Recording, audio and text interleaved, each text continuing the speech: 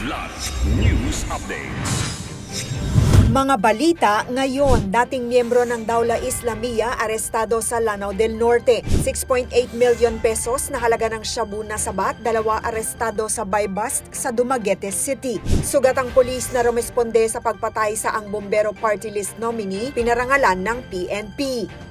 Ako po si Cesar Soriano para ihatid ang nangungunang mga balita sa buong kapuluan ngayon. Arestado ang isang dating kasapi ng Dawla Islamiyya Maute Group sa operasyon ng pinagsanib na puwersa ng pulisya at militar sa Baloy, Lanao del Norte, kamakailan. Kinilala ang suspect sa mga alias na Ikrima at Alixadato Pablo, 24 anyos, residente ng Barangay Ramain, Munai sa nasabing lalawigan.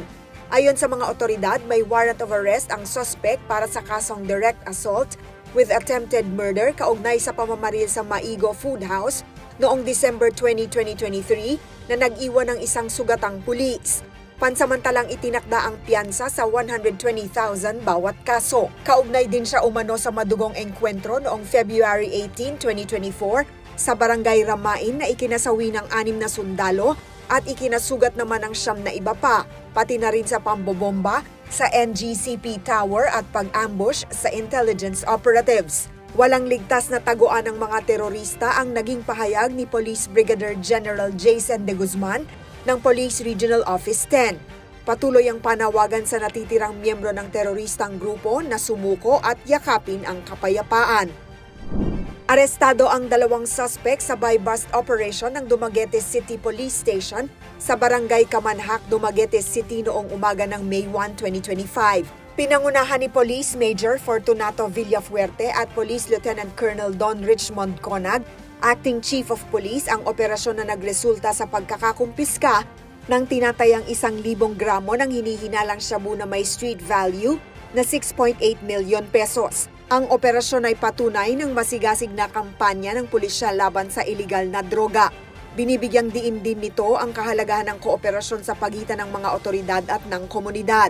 Patuloy naman ang commitment ng Dumaguete City Police na tiyakin ang kaligtasan ng publiko at sugpuin ang anumang banta ng kriminalidad.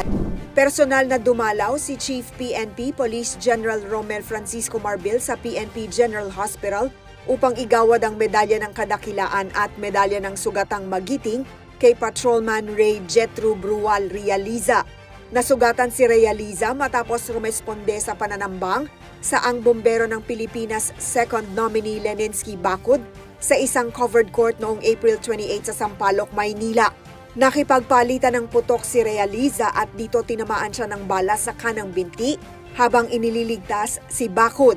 Lubos na pinuri ni General Marbil ang kabayanihan ni Realiza at tiniyak ang patuloy na suporta ng PNP sa kanyang paggaling. Bumisita rin si General Marbil sa iba pang pasyente sa orthopedic ward at nangakong tutugunan ang kanilang medical needs at benepisyo. Para sa Kidlat News Channel, ako si Rosalyn Sinchonco, nag-uulat.